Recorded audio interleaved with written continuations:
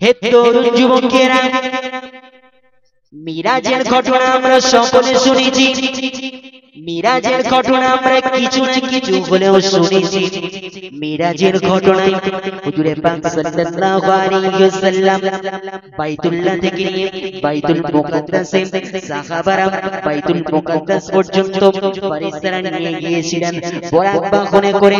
বাইতুল মুকাদ্দাস থেকে নিয়ে আবার সাত আসমান ভ্রমণ করিয়েছিলেন। এই ঘটনা আমরা সকলে অল্প হলেও কিছু না কিছু জানি। হে তরুণ যুবকেরা, কিন্তু আমরা জানি না তারপরের দিন সকালে কি হয়েছিল, তারপরের দিন সকালে কি অবস্থা হয়েছিল। রাসূলুল্লাহর সঙ্গে আবু জাহল কেমন ব্যবস্থা করেছিল, রাসূলুল্লাহর সঙ্গে আবু জাহল কেমন হাসি ঠাট্টা করেছিল, এটা আমরা কেউ জানি না। আরে রাসূলুল্লাহর সঙ্গে কেমন ব্যবহার করেছিল।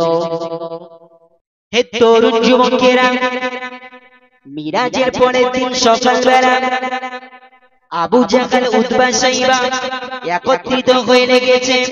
আগের দিন রাত্রে বেলা শুনেছি নাকি মুহাম্মদ বাইতুল্লাহ থেকে নিয়ে মসজিদে আকসা পর্যন্ত সফর করেছে। বাবা, এই কথাটা তারা শুনে ফেলেছে, সেই জন্য তারা আগে থেকে অ্যাডভান্স বাইতুল্লাহর কাছে এসে বসে আছে। ওদিকে মুহাম্মদ যখন গুটি গুটি পায় বাইতুল্লাহর কাছে এলো, তখন আবু জাহল উতবা এবং সাইবা হাসি ঠাট্টা করতে লাগলো। মুহাম্মদ গতকাল রাতে বাইতুল হারাম থেকে নিয়ে বাইতুল্লাহ থেকে নিয়ে নাকি মসজিদে আকসা সফর করেছো। ওরে মুহাম্মদ, তুমি কি জানো না বাইতুল্লাহ থেকে মসজিদে আকসা পর্যন্ত কত কিলোমিটারের রাস্তা?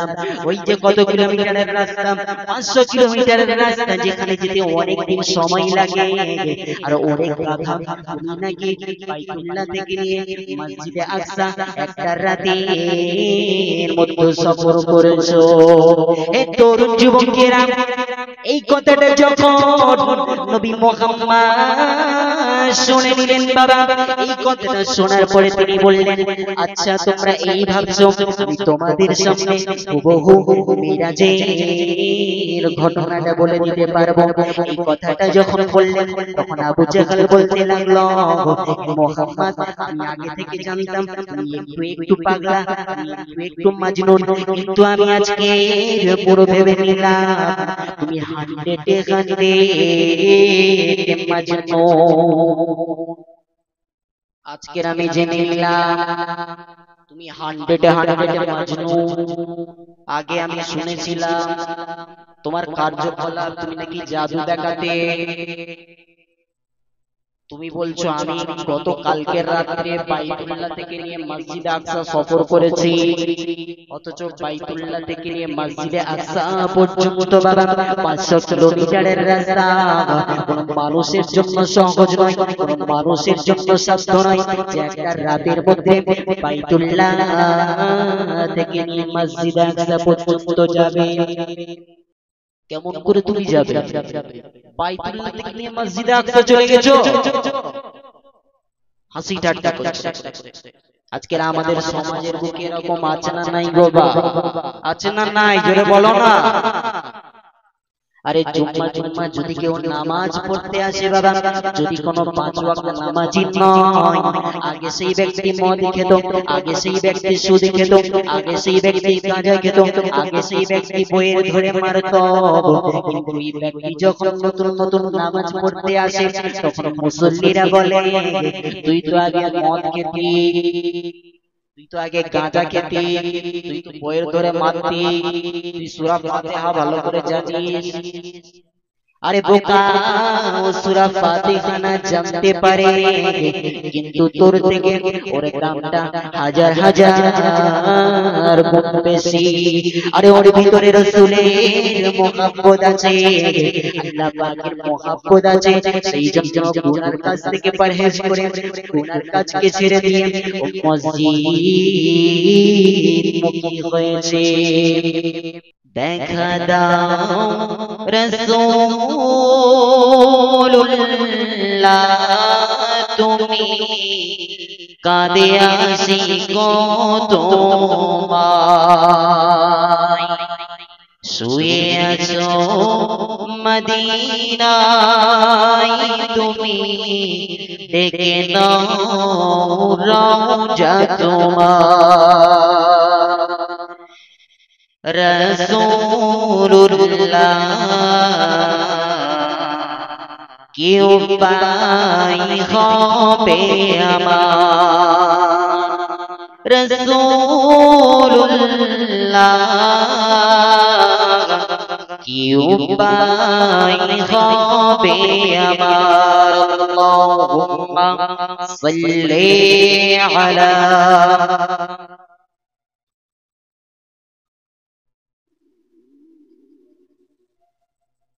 সাইয়্যিদিনা তোমার দেশে যাই কত আশিকা এ অদম পড়ে আছি বাংলা ওয়াতার তোমার দেশে যাই কত আশিকা এ অদম পড়ে আছি বাংলা ওয়াতার যেতে পারলাম না আমি দেশেতে তোমার ডেকে নাও রওজা তোমার আরে জোরে বলেন না ডেকে নাও রওজা তোমার রাসূলুল্লাহ কি উপায় হবে আমার রাসূলুল্লাহ কি উপায় হবে আমার আল্লাহুম্মা সাল্লি আলা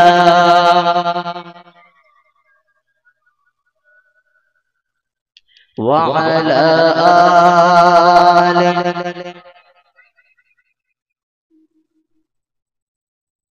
মরণের চিঠি যখন আসবে আমার কালেমার তালকিন দিও বারে বার মরণের চিঠি যখন আসবে আমার কালেমার তালকিন দিও বারে বার প্রাণ জুড়ে দেখাবো চেহারা তোমার ডেকে নাও রওজা তোমার ডেকে নাও রওজা তোমার রাসূলুল্লাহ কি উপায় হবে আমার রাসূলুল্লাহ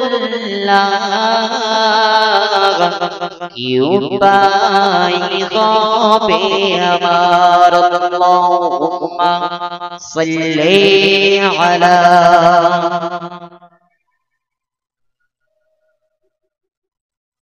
ওয়া আলা আলি ওই মদিনার পথের ধুলি মাগতাম আমি পেরে সুরমা বলি ওই মদিনার পথের ধুলি মাগতাম আমি পেরে সুরমা বলি ফিরে পেত এই নয়নে নূরেরই আধার ডেকে নাও রওজা তোমার ডেকে নাও রওজা তোমার রাসূলুল্লাহ কি উপায় হবে আমার রাসূলুল্লাহ কি উপায় হবে আমার আল্লাহুম্মা সাল্লি আলা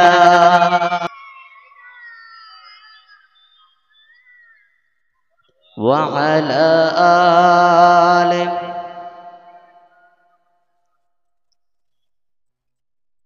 प्यारे हाजिरान मजलिस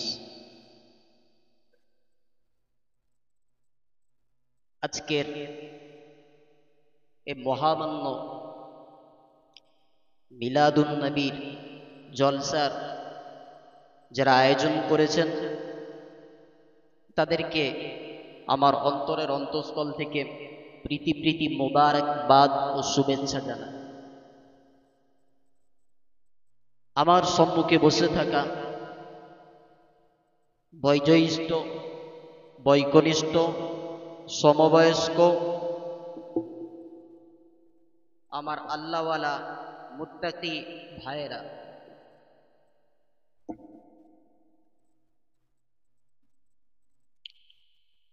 পর্দার অন্তরালে বসে থাকা পর্দায় নসিনা, আলেমা, হাফেজা, ধার্মিকা আমার মা ও বোনেরা এবং নক্ষত্রের মতো তারকার মতো আমার ছোট ছোট বাচ্চারা, সকলকে জানাই আমি আমার অন্তঃস্থল থেকে প্রীতি প্রীতি মোবারকবাদ ও সালাম জানাই। আসসালামু আলাইকুম।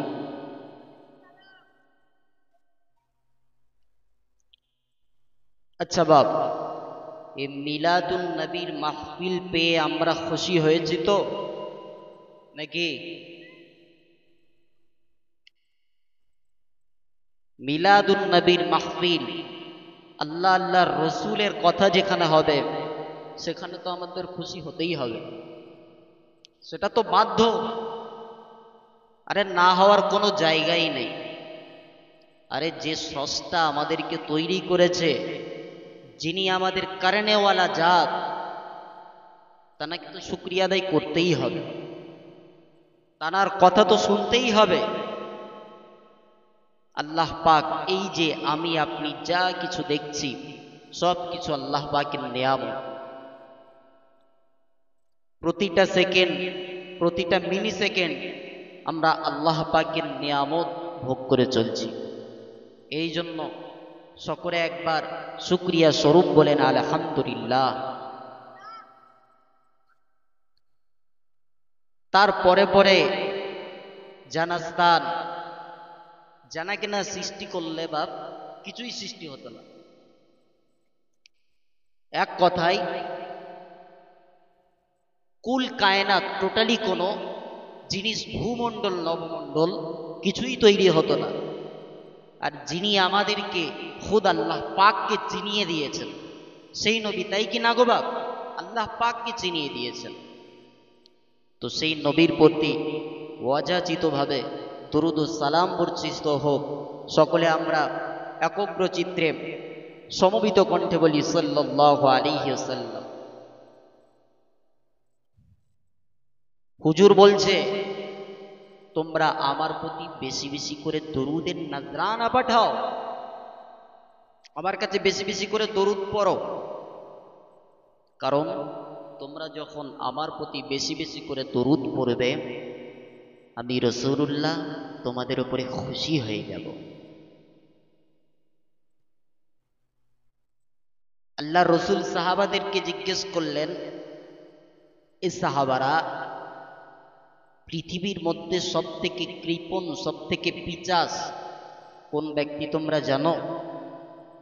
তখন সাহাবারা বলল, ইয়া রাসূলুল্লাহ, না আমরা জানি না। তখন সাহাবাদের মধ্য হতে দু তিনজন বলল, ইয়া রাসূলুল্লাহ, যার মাল অনেক আছে, আল্লাহ পাক অর্থ সম্পদ, ব্যাংক ব্যালেন্স, টাকা কড়ি, গাড়ি বাড়ি, তার কোনো অভাব নেই, কিন্তু যখন মসজিদ মাদ্রাসাওয়ালারা এসে বলে দাও না, কিছু দাও না আল্লাহর জন্য, আপনার অ্যাকাউন্টে পরবর্তীকালে আপনার অ্যাকাউন্টে ব্যালেন্সটা তুমি দেখতে পাবে, পরকালে, এখন তো দেখতে পাবে না, দাও, সাদকায়ে জারিয়া হয়ে যাবে।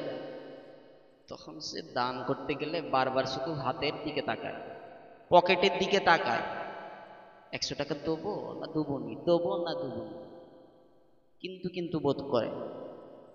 আল্লাহ রসুল বললেন, এ আমার সাহাবারা, জি না, এটা পিচাস, এটা বখিল নয়, সব থেকে বড় বখিল, সব থেকে বড় পিচাস, সব থেকে বড় কৃপণ হলো ওই ব্যক্তি যে আমি রাসূলুল্লাহ আমার নাম শোনার পরে দরুদ পড়ল না। একবার জোরে বলেন না সুবহানাল্লাহ।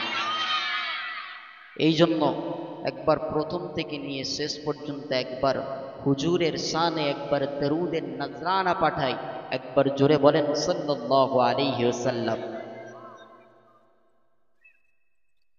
আপনি যাকে বেশি ভালোবাসবেন সে তো আপনার পরবর্তীকালে আপনার সাথে থাকবেন না, কি গো বাপ? আপনি যার চলা বলা প্রত্যেকটা জায়গায় আপনি যাকে সাপোর্ট করবেন সেই ব্যক্তি আপনার সাথ দেবে। আরে হুজুর তো প্রত্যেকটা অবস্থায় ইয়া হাবলি উম্মতি ইয়া হাবলি উম্মতি বলেছে। আমরা যদি দরুদের নজরানা নাও পাঠাই তার সত্ত্বেও হুজুর আমাদের জন্য ইয়া হাবলি উম্মতি বলে কাঁদবেন। কারণ আমরা তো স্বার্থপর, আমরা তো নেমোখারাম, তাই কিনা গো বাপ? আমরা নুন খেয়ে নুনের কদর করি না। এই জন্য হুজুরের ওপরে বেশি বেশি দরুদের নজরানা আমাদেরকে পাঠাতে হবে। তো চলেন আলোচনার দিকে আগে বাড়ি। তো বলছে মিলাদুন নবীর মাহফিলে যেখানে আল্লাহর রসুলের কথা হয় সেখানে যদি তোমরা বসো তাহলে তোমাদের এক একটা সুবহানাল্লাহ বলার কারণে, একবার আলহামদুলিল্লাহ বলার কারণে আল্লাহ পাক জান্নাতে এক একটা গাছ লাগাতে থাকে। একটা জোরে বলেন না সুবহানাল্লাহ। বলছে যে ব্যক্তি মিলাদুন নবীকে কদর জেনে, মিলাদুন নবীর মর্যাদা জেনে যেই ব্যক্তি মিলাদুন নবীর মাহফিলে বসলো, হযরত আলী হুজুর বলছে যখন তার মৃত্যুটা হবে ঈমানি অবস্থায় মৃত্যু হবে। আর একবার জোরে বলেন না সুবহানাল্লাহ। হযরত হাসান বসরি রহমাতুল্লাহ আলাইহি বলছে যে ব্যক্তি যেখানে আল্লাহর রসুলের কথা শোনার জন্য যেই ব্যক্তি আয়োজন করলো মিলাদুন নবীর মাহফিল, টাকা খরচ করলো, আল্লাহ পাক তার মাল সম্পদকে অনেক বৃদ্ধি করে দেবেন, মাল সম্পদকে অনেক বৃদ্ধি করে দেবেন। তো এই জন্য মিলাদুন নবীর মাহফিল আমাদেরকে করতে হবে। তবে হ্যাঁ, আমরা শুধু শুননেওয়ালা আছি, তবে কাজ করানেওয়ালা নয়। আমরা শুধু শুননেওয়ালা আছি, এটা শুধু 2025-এ নয়, আজন্ম কাল থেকে হয়ে আসছে। আমরা শুধু শুনবো কিন্তু কাজে কিছু করব না। সুবহানাল্লাহ জোরে জোরে সুবহানাল্লাহ বলবো, নারে তাকবীর আল্লাহু আকবার বলে ফাটিয়ে দেব, কিন্তু কাজে কিছু নাই, মাঠে কিছু আমরা করতে পারবো না। এটাই হচ্ছে আমরা ডিজিটাল 5G জামানার লোকেরা। তো এই জন্য আমাদেরকে কাজে পরিণত করতে হবে। আল্লাহ পাক আমাদেরকে কত ভালোবাসে দেখেন। আল্লাহ পাক কাল কিয়ামতের ময়দানে মাহশারে ফুলসিরাতের ওপর দিয়ে এক গুনাহগার বান্দা যখন যাবে, সেই ব্যক্তি দুনিয়াতে প্রচন্ড গুনাহ করেছিল, সেই জন্য ফুলসিরাতের ওপর দিয়ে টলমলো টলমলো টলমলো করে যাবে, টলমলো করে যাবে। আল্লাহ পাকের কাছে ফরিয়াদ করবে, আল্লাহ পাক আপনি আমাকে এখান থেকে তাড়াতাড়ি পার করে দেন না, এই ফুলসিরাত চুলের থেকেও সরু, এখান থেকে পার করে দেন না। আল্লাহ পাক তখন বলবে, এ আমার বান্দা, আমি তোকে একটা শর্তে পার করে দিতে পারি, তুই যদি স্বীকার করিস পৃথিবীর জমিনে যে তুই গুনাহগুলো করেছিলিস, ওজনে কম দিয়েছিলিস, যে গীবত করেছিলিস, গালমন্দ করেছিলিস, চিটিংবাজি করেছিলিস, দাগাবাজি করেছিলিস, ইফটিজিং করেছিলিস, সমাজের বুকে বিশাল বাহাদুরি করে ঘুরতি, গ্রামে মোড়লগিরি দেখাতি, বিশাল বড় পাওয়ারে চলতি, তোর যে যত রকমের গুনাহগুলো আছে সেগুলো যদি আমার কাছে ডিসকাস করিস, সেগুলো যদি আমার কাছে বলিস, তাহলে দেখ এই একটা শর্তে আমি তোকে ফুলসিরাতের ওপর দিয়ে পার করিয়ে দেব, একটা শর্ত। তখন সেই ব্যক্তি বলল, আল্লাহ পাক আমি স্বীকার করব, আমাকে এখান থেকে আপনি পার করে দিন। তো আল্লাহ পাক ফুলসিরাতের ওপর দিয়ে তাকে পার করিয়ে দেবেন। পার করিয়ে দেবার পরে আল্লাহ পাক বলবেন, এ বান্দা তোর মনে আছে তো তুই পিছনে কি বলেছিলিস যে আমি সব গুনাহ স্বীকার করব, সব গুনাহ স্বীকার কর। পৃথিবীতে কি করেছিলিস? ইসলামের পক্ষে কথা বলেছিলিস নাকি ইসলামের বিপক্ষে ছিলিস? বল। আল্লাহ পাক তাকে জিজ্ঞেস করবে। তখন সেই ব্যক্তিটা একবার ডানে তাকাবে, একবার বামে, একবার ডানে দেখবে, একবার বামে দেখবে, দেখবে কাউকে দেখতে পাচ্ছে না, কাউকে দেখতে পাচ্ছে না। আর সামনে জান্নাত, সামনে জান্নাত, পিছনে জাহান্নাম। এ ব্যক্তির শুধু ভয় হচ্ছে যে এখনই যদি আমি গুনাহগুলো এখনই বলে ফেলি যে আমি ওই ওই কাজ করেছি, বউকে ধরে রাত্রেবেলা ঢুকে ঘরে পিষে দিতাম, জুয়া খেলা, কেউ যদি আমাকে মানা করতো তাকে উল্টো পাল্টা গালিগালাজ করতাম, মদ জুয়া খেলে পুরো জিন্দেগিটাই নষ্ট করে ফেলেছি, যদি আমি এখনই বলি তাহলে আল্লাহ পাক হয়তো এখনই আমাকে পিছনে ফেলে দেবে, জাহান্নামে ফেলে দেবে। তখন সে স্বীকার করতে চাইবে না। বাপ, যদি আমাকে এখনই ফেলে দেয়, আরে মনে তো ভয় হচ্ছে। তো এই জন্য সেই ব্যক্তি স্বীকার করতে চাইবে না। আল্লাহ পাক বলবে, এ আমার বান্দা, আমার সঙ্গে দাগাবাজি করছিস, তুই স্বীকার করবি না? স্বীকার কর। আরে তুই যদি মুখ থেকে না স্বীকার করিস, এখনই তোর হাত পা সূরা ইয়াসিনের মধ্যে যে বর্ণিত আছে না, যে কাল কিয়ামতের ময়দানে মাহশারে আল্লাহ পাক হাতের জবান খুলে দেবেন, পায়ের জবান খুলে দেবেন, প্রত্যেকটা অঙ্গ প্রত্যঙ্গ সেদিন ফরিয়াদ করতে থাকবে। আরে তুমি ঘরের ভিতরে, চার দেওয়ানির ভিতরে যা তুমি গুনাহ করছো কেন, লাইট অফ করে দাও না কেন, আল্লাহ পাকের সিসি ক্যামেরা কিন্তু তোমার দুটো কাঁধে লাগানো আছে। কিরামান কাতিবিনা ইয়ালামুনা মা তাফআলুন। কিরামান কাতিবিন তো আছে, তাই কি না গো বাপ? বলছে আমি তোমার শরীরকে এখনই বলবো, তোমার শরীর তোমার বিরুদ্ধে এখনই সাক্ষী দেবে।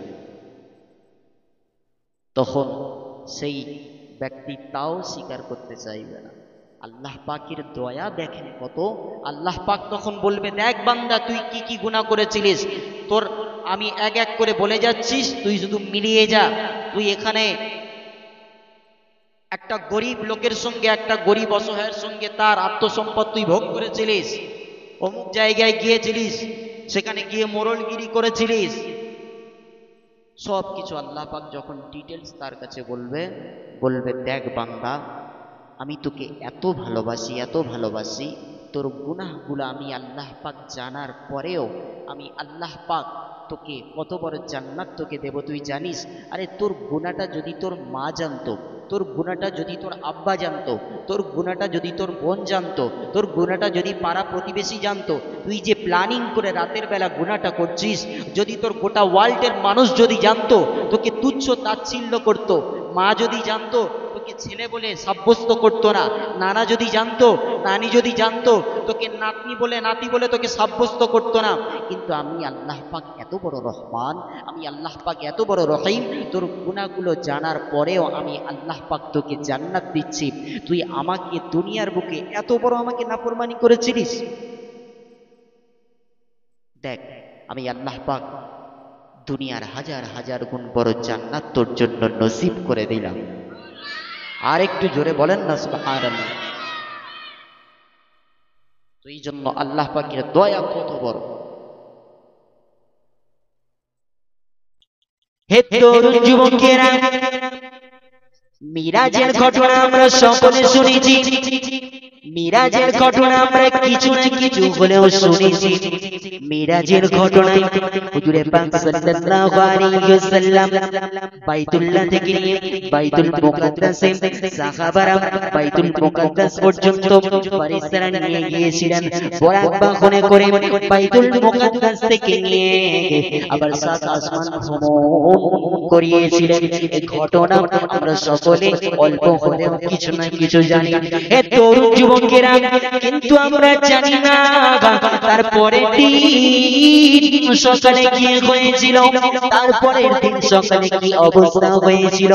রাসূলুল্লাহর সঙ্গে আবু জাহল কেমন ব্যবস্থা করেছিল, রাসূলুল্লাহর সঙ্গে আবু জাহল কেমন হাসি ঠাট্টা করেছিল, এটা আমরা কেউ জানি না।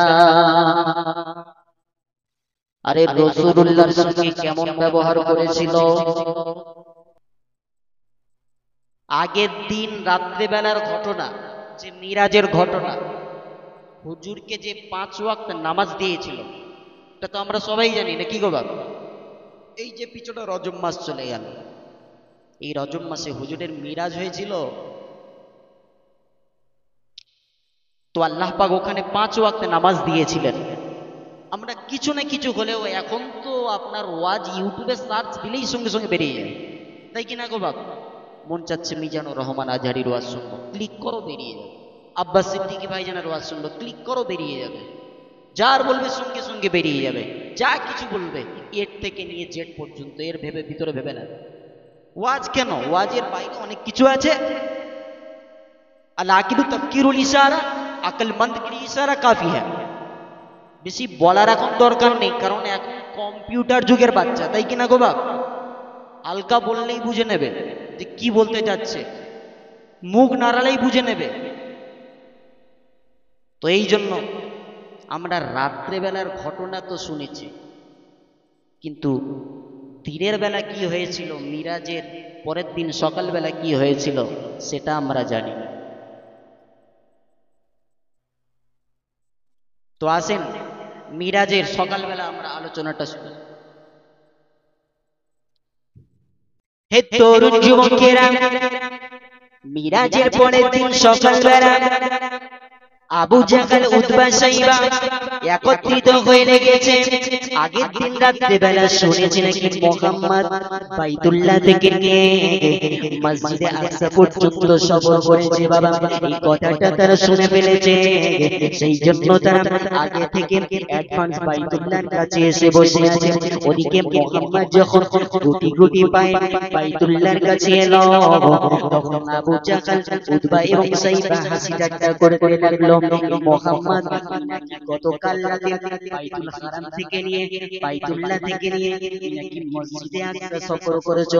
ওরে মুহাম্মদ তুমি কি জানো না বাইতুল্লাহ থেকে মসজিদে আকসা পর্যন্ত কত কিলোমিটারের রাস্তা? ওই যে কত কিলোমিটারের রাস্তা, 500 কিলোমিটারের রাস্তা, যেখানে যেতে অনেক দিন সময় লাগে আর অনেক গাধা। তুমি নাকি বাইতুল্লাহ থেকে নিয়ে মসজিদে আকসা একটা রাতে এর মধ্যে সফর করেছো। এই তরুণ যুবকেরা, এই কথাটা যখন নবী মুহাম্মদ শুনে নিলেন, বাবা এই কথাটা শোনার পরে তিনি বললেন, আচ্ছা তোমরা এই ভাবছো আমি তোমাদের সামনে হুবহু মিরাজের ঘটনাটা বলে দিতে পারবো। এই কথাটা যখন বললেন তখন আবু জাহল বলতে লাগলো, মুহাম্মদ আমি আগে থেকে জানতাম তুমি একটু একটু পাগলা, তুমি একটু মাজনুন, কিন্তু আমি আজকে পুরো ভেবে নিলাম তুমি 100 মাজনুন। আজকের আমি জেনে নিলাম তুমি 100 মাজনুন। আগে আমি শুনেছিলাম তোমার কার্যকলাপ, তুমি নাকি জাদু দেখাতে। তুমি বলছো আমি গত কালকের রাত্রে বাইতুল্লাহ থেকে নিয়ে মসজিদে আকসা সফর করেছি, অথচ বাইতুল্লাহ থেকে নিয়ে মসজিদে আকসা পর্যন্ত বাবা 500 কিলোমিটারের রাস্তা। কোন মানুষের জন্য সহজ নয়, কোন মানুষের জন্য সাধ্য নয় যে একটা রাতের মধ্যে বাইতুল্লাহ থেকে নিয়ে মসজিদে আকসা পর্যন্ত যাবে। কেমন করে তুমি যাবে? বাইতুল্লাহ থেকে নিয়ে মসজিদে আকসা চলে গেছো, হাসি ঠাট্টা করছে। আজকের আমাদের সমাজের বুকে এরকম আছে না নাই গো বাবা? আছে না নাই? জোরে বলো না। আরে জুম্মা যদি কেউ নামাজ পড়তে আসে বাবা, যদি কোনো 5 ওয়াক্ত নামাজি নয়, আগে সেই ব্যক্তি মদ খেত, আগে সেই ব্যক্তি সুদ খেত, আগে সেই ব্যক্তি গাঁজা খেত, আগে সেই ব্যক্তি বইয়ের ধরে মারত।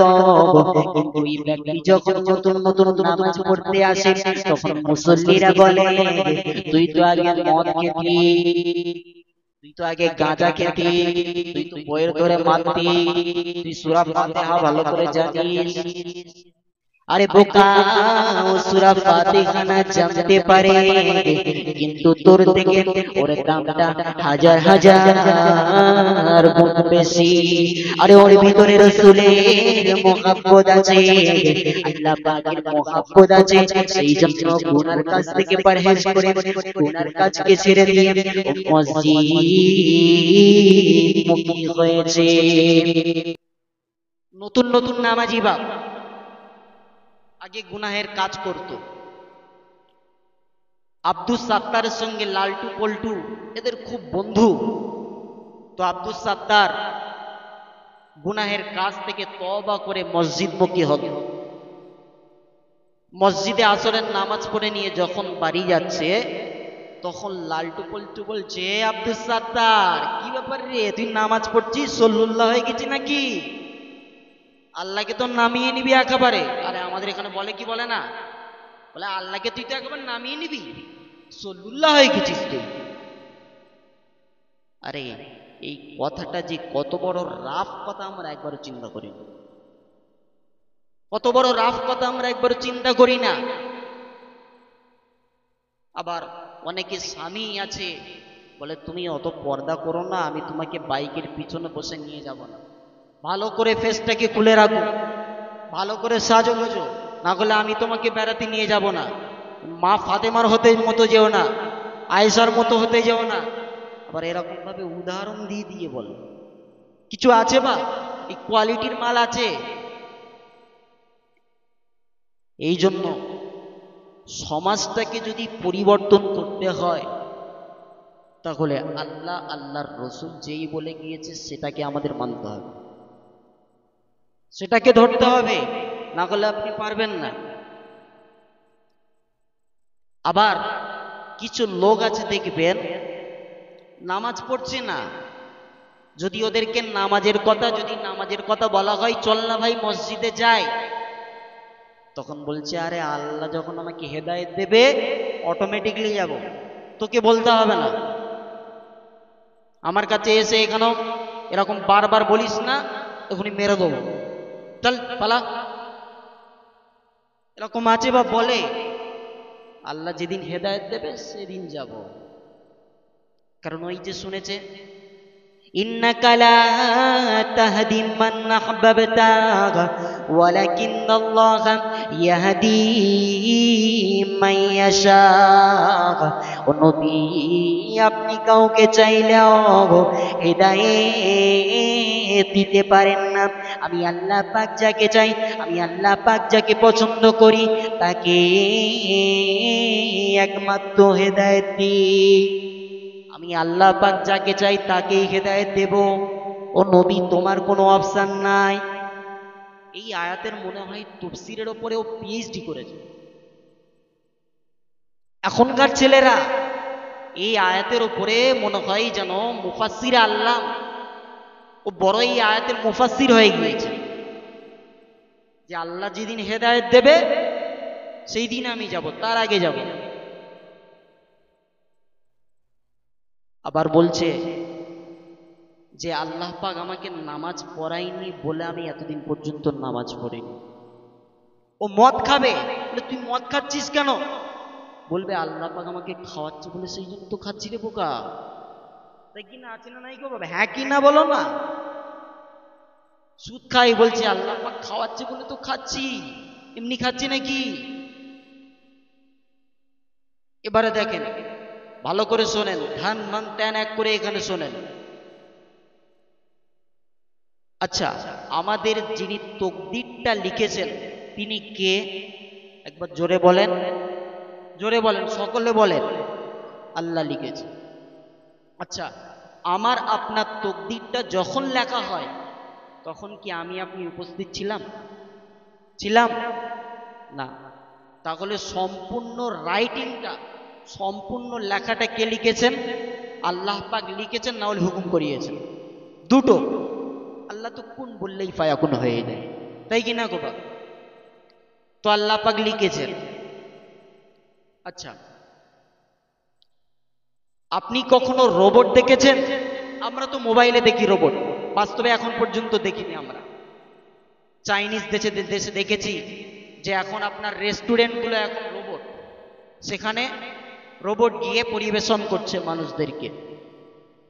তো এখানে রোবটের ভিতরে যে সিস্টেম, যে প্রসেসর দেওয়া হয়েছে, যে টেকনোলজি ওর ভিতরে দেওয়া হয়েছে, যে তুমি শুধু এই সাপ্লাই করবে, সে ওই সাপ্লাই করে, তাই কি না? তো আল্লাহ পাক আমাদেরকে তাকদীরে লিখেছিলেন বলে তো সেই জন্য করছি। কেউ যদি আপনাকে বলে, সেই জন্য বলছি যে আল্লাহ পাক মদ খাওয়াটা লিখেছিল বলে সেই জন্য মদ খাচ্ছিবে। আরে রোবট দেখিসনি?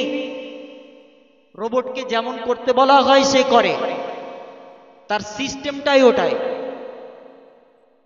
আচ্ছা, এবারে সে যদি আরো একটা প্রমাণ দেয়, আপনি যদি সেখানে বলেন আরে আল্লাহ পাক আমাদেরকে একটা স্বাধীন ইচ্ছা শক্তি দিয়েছে, এই বান্দা তুই যেমন খুশি করতে পারিস, এক গ্লাস মদও খেতে পারিস, আবার শবে বরাতের দিন গিয়ে গোটা সারা রাত জেগে নামাজ পড়তে পারিস, তারপরের দিন ভোজ ভোজ করে ঘুমাবি, শুক্রবার নামাজও পড়তে হবে না। আল্লাহ পাক যখন যা খুশি, আমাদের তো স্বাধীন, আমরা তো স্বাধীন। এটা হলো একদম কম লজিক, একদম কম লজিক। সে তখন বলবে, মনে করেন আমি আপনাকে বাজারে পাঠাচ্ছি, আমি আব্দুস সাত্তারকে বাজারে পাঠাচ্ছি, লিখে দিলাম এই শোন 2 কিলো গোস্ত আনবি, 3 কেজি পেঁয়াজ আনবি, 4 কেজি আলু আনবি, ইত্যাদি ইত্যাদি আনবি। আমি একটা ভাব কাগজে লিখে দিলাম। লিখে দেওয়ার পরে আব্দুস সাত্তার বাজারে গিয়ে হুবহু ওই জিনিসগুলো নিয়ে আসলো, হুবাহু ওই জিনিসগুলো নিয়ে আসলো। নিয়ে আসার পরে একজন লোক আমার পাশে দাঁড়িয়েছিল, তখন আব্দুস সাত্তার সঙ্গে সঙ্গে চলে এলো। আব্দুস সাত্তার আসার পরে আমি বললাম, আব্দুস সাত্তার কি এনেছিস বে? বলছে হুজুর আপনি যা বলেছিলেন তাই তো এনেছি, গোশ এনেছি, আলু এনেছি, পেঁয়াজ এনেছি। তখন আমি বলছি তুই আর কিছু আনিসনি কেন? তুই আর কিছু আনিসনি কেন? আমি তো তোকে স্বাধীন দিয়েছিলাম। আরে আমি লিখে দিয়েছি বলে তোকে ওটাই আনতে হবে নাকি? আমি তোকে লিখে দিয়েছি বলে ওটাই তোকে আনতে হবে? বা আমি তাকে বললাম, আর একজন আমার পাশে দাঁড়িয়েছিল, আমি তাকে বললাম আব্দুস সাত্তারের যেটা খুশি ওর স্বাধীনতা অনুযায়ী ও বাজার করে এনেছে, আমি যদি সেখানে বলি, অথচ আমি লিখে দিয়েছি 1 কেজি পেঁয়াজ, 1 কেজি আলু, এইরকম ভাবে আমি একটা লিস্ট করিয়ে দিয়েছি। আবার একটা লোক পাশ থেকে জিজ্ঞেস করছে কি ব্যাপার আব্দুস সাত্তার কি এনেছে? আমি বললাম আব্দুস সাত্তারের যেটা খুশি সেটাই এনেছে। এবারে বলেন কথার মধ্যে দুরকম হচ্ছে না হচ্ছে না? কথার মধ্যে দুরকম হচ্ছে কি হচ্ছে না? বুঝতে পারছেন তো বাপ নাকি?